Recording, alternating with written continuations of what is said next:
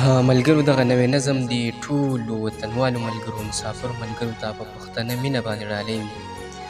د نظم عنوان دی د پلار د مرګ نه پس. نن هغه ځای کې مې په چغو چغو بیا وجړل، ډېره موده پس مې په قبر د یو چا وجړل. یو مې زړه تش کړو بل مې ښې ډېرې ګیلې وکړې، ځان ته په خپله مې پلار جانه ستا قیسې وکړې. یو مې زړه تش کړو بل مې ښې ډېرې ګیلې وکړې، ځان ته په خپله مې پلار جانه ستا قیسې وکړې.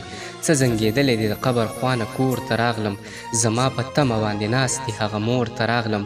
هسې ظاهره مې په خوله باندې خندا پرته وه، حال پټومه خو په سترګو مې ژړا پرته وه. هسې ظاهره مې په خوله باندې خندا پرته وه، حال پټومه خو په سترګو مې ژړا پرته وه.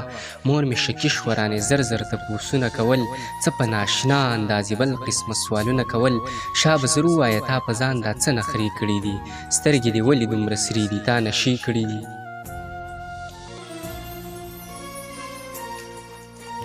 مور مې شکي شوه رانې زر زر تپوسونه کول، څه په ناشنا اندازې بل قسمه سوالونه کول.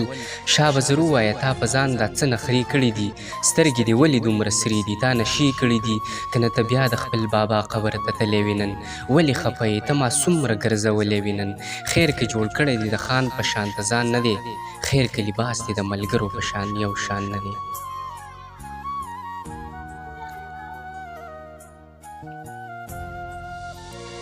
که نه ته بیا د خپل بابا قبر له تلی وې نن، ولې خفه یې ته ما څومره ګرځولی وې نن. خیر که جوړ کړی دی د خان په شان ته ځان نه دی، خیر که لباس دی د ملګرو سره یو شان نه دی.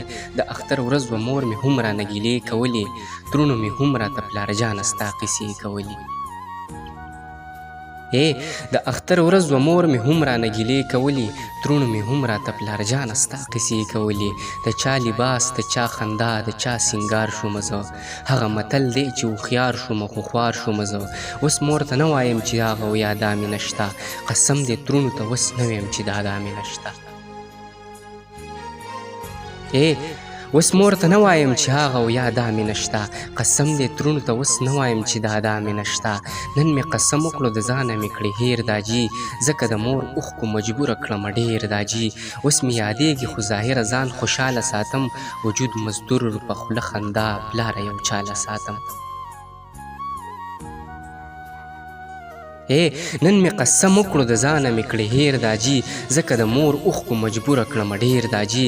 اوس مې یادېږي خو ظاهره ځان خوشحاله ساتم، وجود مزدور په خوله خندا پلاره یو چاله ساتم. تا پسې مړ نه شوم داجي ما زندګي تېره کړه، دیان په زړه باندې دا غټه مجبوري تېره کړه. دیان په زړه باندې دا غټه مجبوري تېره کړه، دیان په زړه باندې دا غټه مجبوري تېره کړه.